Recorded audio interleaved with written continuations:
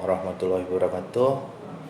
Ketemu lagi dengan saya Muhammad Ruhli Kusumadinata. Di sini saya akan memberikan materi tentang Pancasila. Nah, di sini juga ada sebuah aplikasi tentang belajar Pancasila. Nah, ini aplikasinya. Nah, di sini kalian bisa belajar tentang Pancasila.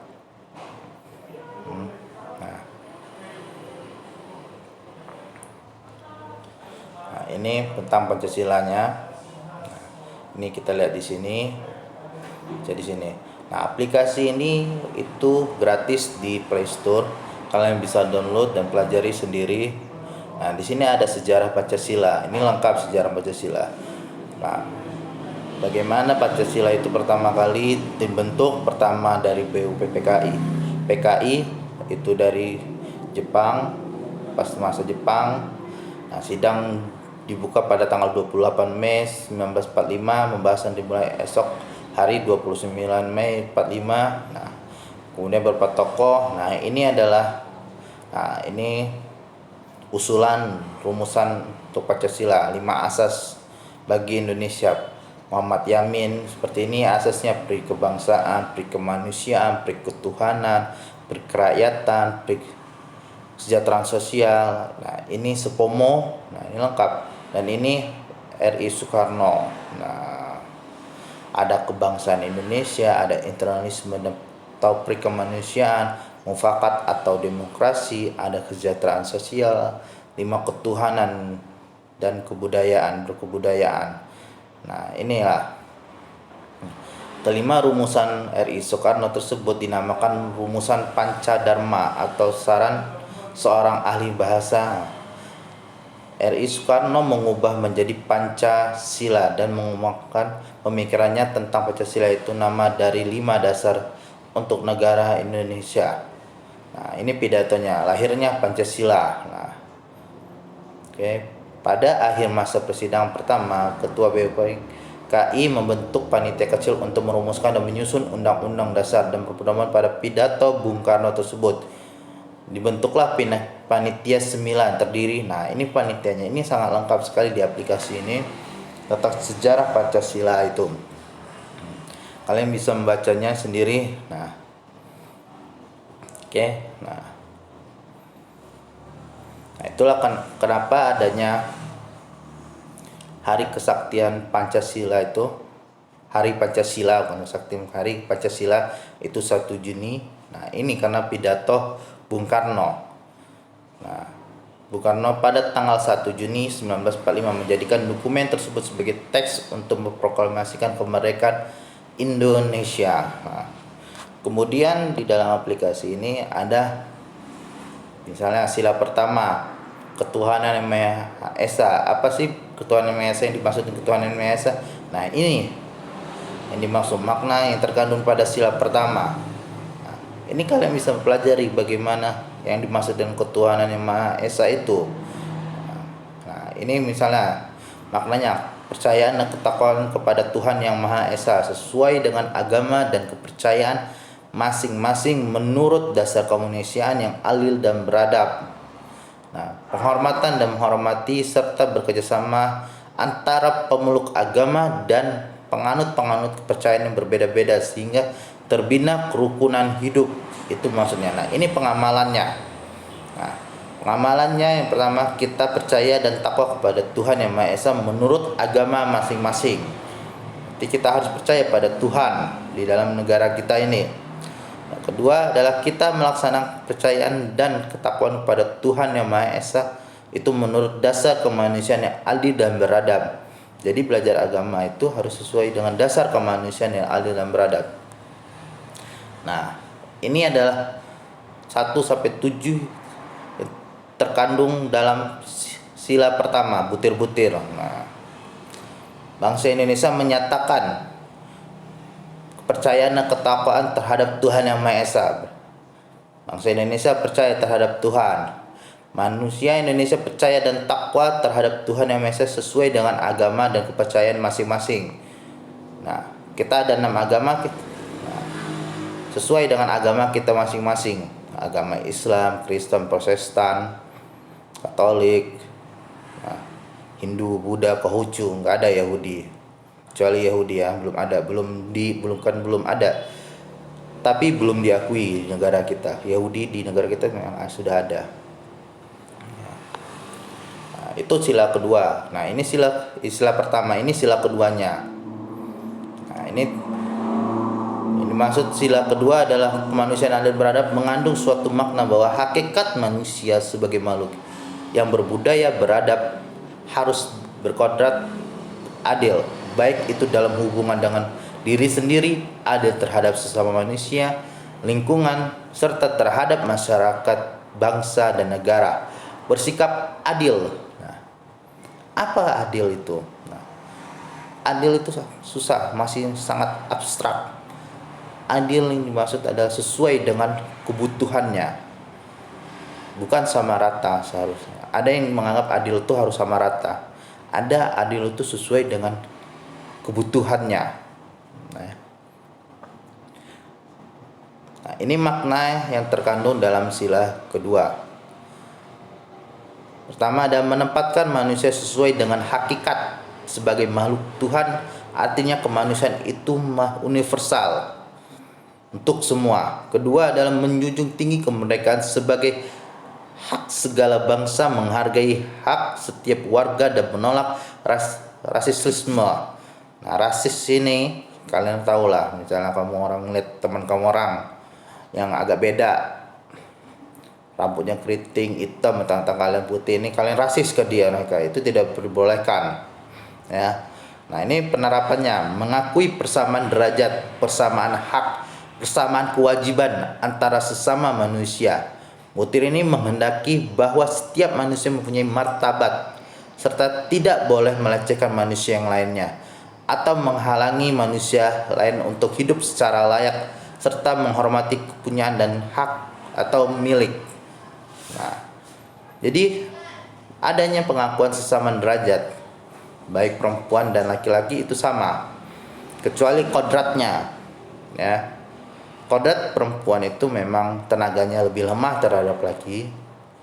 Kedua, dia punya kodrat, misalnya dia melahirkan, cuti mens. Nah, kalau di dalam undang-undang ketenagakerjaan, kenapa sih adanya perempuan tuh banyak cutinya, Pak? Misalnya kalau dalam mahasiswa hukum saya itu bertanya, kenapa dia perempuan punyai cuti lebih banyak daripada laki-laki? Ya karena itu kodratnya perempuan gitu. Ya. Kedua adalah saling mencintai sesama manusia. Kata cinta menghendaki adanya suatu keinginan yang sangat besar untuk memperoleh suatu rasa dan rasa untuk memiliki, dan kalau perlu pengorbanan untuk mempertahankannya. Nah, untuk saling mencintai ini itu agak sangat sulit semuanya. Kalau tidak kita punya keinginan untuk saling mengenal terlebih dahulu.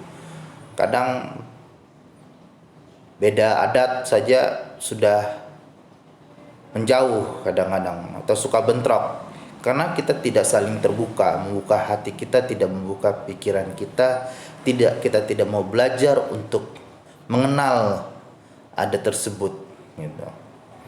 Akhirnya kita memunculkan rasisme gitu. Nah, ini butir yang terkandung di dalam sila kedua, mengakui perlakuan manusia sesuai dengan harkat dan martabatnya sebagai makhluk Tuhan yang Maha Esa. Nah, pengakuan harkat martabat ini itu ada di dalam Undang-Undang Dasar Negara Republik kita, itu di pasal 28. Itu tentang hak asasi manusia dan diturunkan lagi menjadi Undang-Undang nomor 39 tahun 99 tentang hak asasi manusia. Kalau kalian mau mendalami tentang harkat martabat dan hak asasi manusia, kalian bisa pelajari itu, aturan itu. Ini tentang sila kedua. Kemudian sila ketiga. Nah, ini sangat lengkap sekali dan gratis. Kalian bisa download saja. Daripada kalian update Mobile Legend, mending kalian download ini gitu. Ya. Nah, ini sila ketiga. Kita tahu sila ketiga lambangnya adalah beringin, lalu isinya ada Persatuan Indonesia. Ya. Persatuan Indonesia mengutamakan kepentingan dan keselamatan negara ketimbang kepentingan golongan pribadi atau kelompok seperti partai. Hal yang dimaksud adalah sangat mencintai tanah air Indonesia dan bangga mengharumkan nama Indonesia. Sila ini menanamkan sifat persatuan untuk menciptakan kerukunan pada rakyat Indonesia. Walaupun terdapat perbedaan agama, suku, bahasa, dan budaya sehingga dapat bersatu. Nah, makna yang terkandung dalam ini menjaga persatuan dan kesatuan negara Republik Indonesia. Rela berkorban demi bangsa dan negara. Cinta tanah air. Berbangga sebagai bagian dari bangsa Indonesia. Ya, kita harus bangga terhadap Indonesia. Contohnya misalkan bangga cinta terhadap, misalkan ya, kalian dapat beasiswa dari luar negeri untuk sekolah, kalian didanai oleh negara Indonesia. Setelah kalian lulus, tentunya kalian gak mau pulang di negara Indonesia, padahal kalian itu dibiayai oleh Indonesia untuk supaya jadi tenaga di Indonesia, tenaga ahli Indonesia, tapi kalian tidak mau. Nah, itu jangan seperti itu. Kalian harus pulang. Itu menunjukkan rasa cinta pada tanah air. Karena sudah didanai, sudah didukung oleh negara kita. Itu banyak yang seperti itu. Kemudian penerapan pada Pancasila ketiga adalah bidang pendidikan. Nah, ini pendidikan adalah salah satu paritas untuk membentuk kepribadian, menanamkan kepribadian yang baik harus dilakukan sejak dini, terutama menanamkan rasa cinta tanah air dan rasa persatuan yang kesatuan sebagai bangsa Indonesia. Kepribadian baik para penerus bangsa akan menentukan nasib dan kemajuan Indonesia di masa mendatang. Nah, ini dalam bidang pendidikan. Kalau kalian dipelajari juga Pancasila itu dari SD sampai perguruan tinggi untuk supaya kalian benar-benar mencintai bangsa ini. Gitu.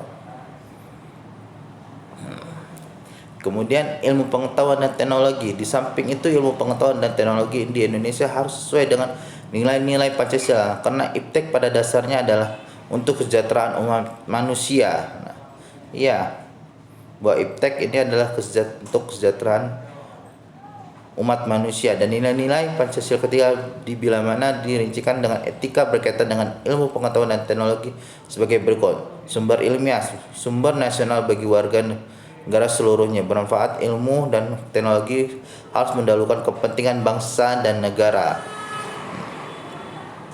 Nah, ini tentang penerapannya. Nah, butir-butirnya terkandung pada sila ketiga mampu menetapkan persatuan, kesatuan serta kepentingan keselamatan bangsa dan negara sebagai kepentingan bersama di atas kepentingan pribadi dan golongan. Sanggup dan rela berkorban untuk kepentingan negara dan bangsa apabila diperlukan. Nah, ini harus kita bahkan gitu. Jangan pas main bola sama Malaysia sama Indonesia aja yang kalian langsung hore langsung bersemangat. Giliran kalian lawan yang MU lawan ini malah dukung yang MU bukan dukung Indonesia gitu. Nah. Oke, lanjut ya. Kepala banteng sila keempat, bukan PDI ya, ini Pancasila. Nah, ini sila keempat adalah kerakyatan yang dipimpin oleh hikmat, kebijaksanaan dalam pemusyawaratan dan perwakilan. Nah, kepala banteng melambangkan hewan sosial yang suka berkumpul, seperti halnya musyawarah di mana-mana orang harus berkumpul untuk mendiskusikan sesuatu. Nah, itulah kenapa disebut dengan kepala banteng berlambangnya. Nah, itu alasannya. Makna yang terkandung dalam sila keempat adalah mengutamakan kepentingan negara dan masyarakat, tidak memaksa kehendak kepada orang lain. Nah, mengutamakan untuk musyawarah dalam mengambil keputusan bersama. Nah, ini yang biasanya kita lakukan. Kalau kita lihat DPR itu suka musyawarah gitu, bermusyawarah perwakilan gitu. Nah, untuk menemukan kemufakatan, gitu.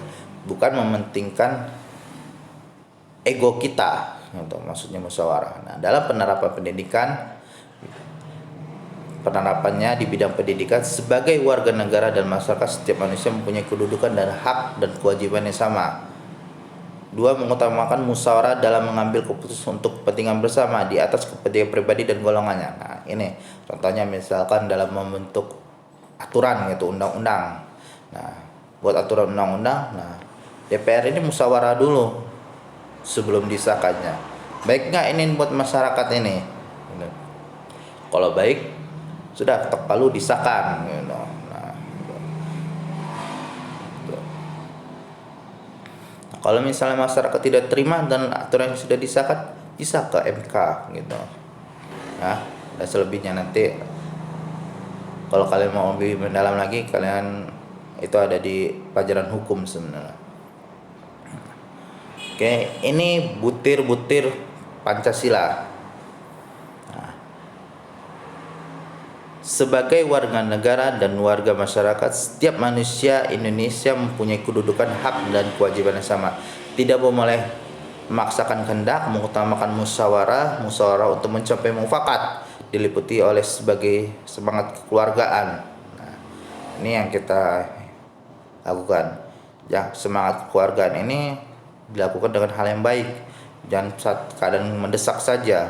Kalau misalnya ada misalnya nih, kebanyakan ya dalam menggunakan asas keluargaan ini pas sudah terjadi misalnya kecelakaan baru menggunakan asas keluargaan, kalau berantem atau penjara atau apa gitu, ini nemuin kekeluargaan gitu. Jangan, itu seharusnya asas keluargaan ini digunakan dalam kehidupan sehari-hari, jangan saat mendesak saja gitu. Kemudian sila kelima, padi dan kapas. Padi dan kapas dapat mewakili sila kelima, dikarenakan padi dan kapas merupakan kebutuhan dasar setiap manusia, yakni pangan dan sandang, sebagai syarat utama untuk mencapai kemakmuran. Hal itu sesuai dengan tujuan utama dari sila kelima. Itulah alasan kenapa lambang itu padi dan kapas, gitu. Kenapa enggak padi aja, padi sama jagung Pak, gitu. Kenapa nggak jagung aja Pak, gitu. Jagung sama kain Pak, gitu. Ini alasannya kenapa padi dan kapas, ya. Ini sangat lengkap sekali aplikasi ini. Sayang kalau kalian tidak mendownloadnya.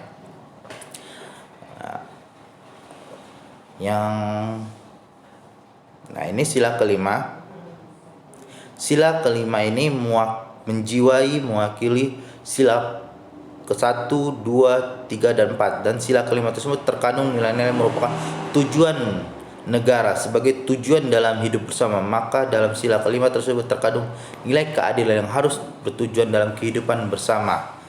Keadilan tersebut didasari dan dijiwai oleh hakikat keadilan kemanusiaan, yaitu keadilan dalam hubungan manusia dengan dirinya sendiri, manusia dengan manusia lainnya, manusia dengan masyarakat, bangsa, dan negaranya, serta hubungan manusia dengan Tuhannya. Nah, inilah sila kelima yang sangat luas sekali, gitu, pemaknaannya. Nah, makna yang terkandung dalam sila kelima, kemakmuran yang merata bagi seluruh rakyat dalam arti dinamis dan meningkat. Nah, seluruh kekayaan alam dan sebagainya dipergunakan bagi kebahagiaan bersama menurut potensi masing-masing. Nah, ini kekayaan alam. Dan kekayaan alam Indonesia sangat besar sekali, tetapi sangat tidak bisa dimanfaatkan oleh bangsa kita sendiri. Maka itulah yang harus kita pikirkan, bagaimana cara bisa manfaatkan secara baik kekayaan alam di negara kita ini.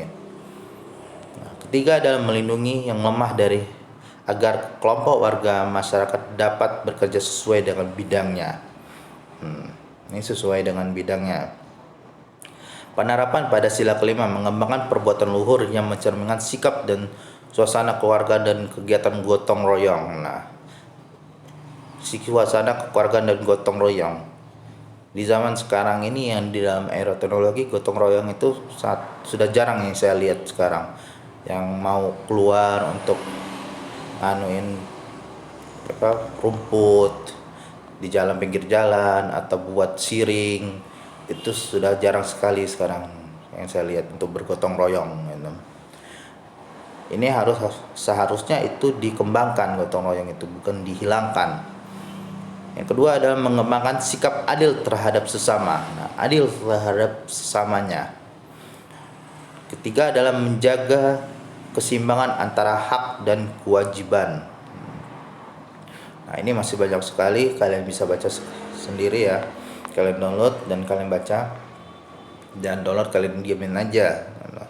Nah, ini adalah terkandung dalam sila kelima, mengembangkan perbuatan luhur dan mencerminkan sikap suasana keluarga gotong royong, menjaga keseimbangan antara hak dan kewajiban, menghormati hak orang lain, dan suka memberi pertolongan kepada orang agar dapat berdiri sendiri.